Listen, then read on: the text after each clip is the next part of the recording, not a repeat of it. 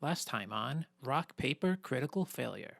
You are looking at the top of the stairs leading into the cathedral. There is an archway that opens up. And as you guys move in to the interior, up and down the halls, you can see that there are 8 columns. Some of those columns have been carved to represent Torm, but the infernal magic of Avernus has warped some of the other columns. And you can tell that some of the other ones have likenesses of flame and a winged female devil wielding a luminous sword. Ooh, it's an organ. Situated atop this balcony, and that, like, now that you're up here looking down, you can see that, like, it's a little smoky up here, but looking down is you're on a balcony. You can see down across some of the area. There is a magnificent pipe organ. Its ivory keys practically glow, even as its ebony keys seem to absorb all light. Nice. I'm going to cast Dispel Magic on the organ. I'm gonna need you to make an ability check for this one. With an 18, you reach out to and chant the words and move your hands across it, and there's kind of a discordant chiming noise from the organ, and you see like shimmering magic leave the pipes at the end of the organ. Hermes, why did you do that? Why did I do that? I don't trust anything here. Period. What was the purpose of this organ, Rhea? Says, what? Have you never been to a church? No. It's for music. They play music during the ceremonies. People would sing and chant, and just generally it adds to the atmosphere. Okay, sounds like it's fine that you disenchanted it or whatever you did to it, Hermes. Yeah, it wasn't that important, I'm sure. I wouldn't trust anything down here, but I don't know if it was enchanted positively or not. Right. Was it? Yeah, okay. Immediately, the first thing that catches your eye is this. Okay. There are 3 slavering undead creatures standing here. And then in the back you hear, "Oh, it's you again!"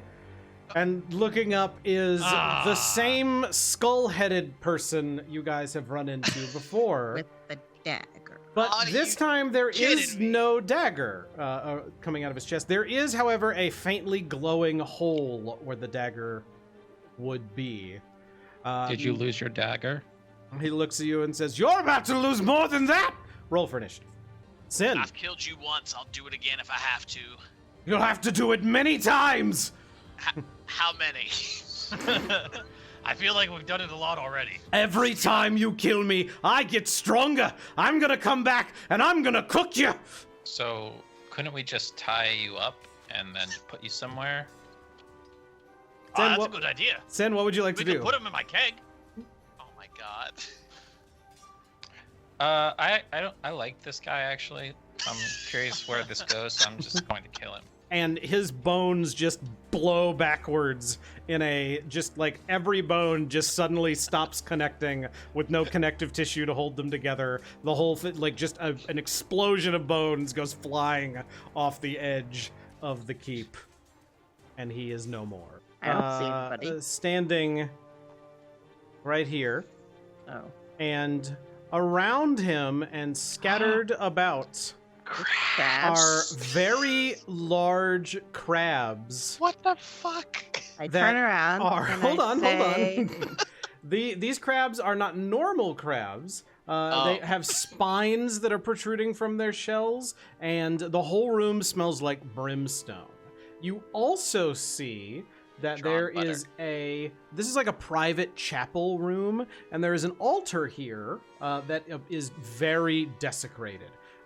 This was clearly once dedicated to Torm, but this altar has had its features defaced. There is blood, ichor, and torn strips of flesh that has been lashed together with sinew and intestines covering it. And the entire thing gives off an aura of menace. I hope you're all ready for a crab battle. I'm always up for a crab battle. So I guess I my question still, I still have the question of why we would go behind the curtain. They are cowering behind sarcophagi and in alcoves. Their eyes are red, their cheeks are stained with tears, and standing before a large font of water is a haggard-looking woman. Her gray hair is matted with sweat. In one arm, she's clutching a leather-bound tome to her breast, and in the other hand, she is wielding a ceremonial mace that would probably shatter if it looks like it struck anything harder than a pillow. The Duke took a group of guards to the city's cemetery. There was apparently undead. We've been here for weeks, and there's been a lot of undead coming from that direction, and he went to investigate. Also, there's a holy relic in the cemetery called the Helm of Torm's Sight, and we hoped that by using it we might be able to communicate with Torm and get some guidance what to do. But he hasn't. It was supposed to be back by now. And All right, let's have a 4-hour meeting where you explain the details of contract law. So here's the deal. He's holding a seminar. Yeah. You all willingly Are you signed a announcing this contract. to everybody? This is his rest. Okay. This is his long rest. This is Yeah, this great. is how he This is rests. what he wants. This is what I enjoy Excuse me, doing. crying peasants. Crying peasants. Hello. Here's the deal. You all willingly signed your souls over to the Archduke of Avernus. Any questions? There's like a lot of Question? hands go up. If we're taking a 16-hour rest, Urs and I are definitely going upstairs to do a crab battle. Rhea Crap says, battle! I get my hand, we'll kneel in the air. Farius shows you a passage out that leads you back out into the courtyard and shuffles everybody out as you guys leave. She seals it up. They've got another barricade going. Rhea salutes you all and wishes you good fortune as she takes up position guarding, and you all head out to find the Grand Cemetery of Elturel. And before you go, as you slept overnight, you will have all leveled up to level 6. Oh, thank goodness. And we'll Hell be yeah. back next week for a Thanksgiving episode in the Cemetery of Elturel.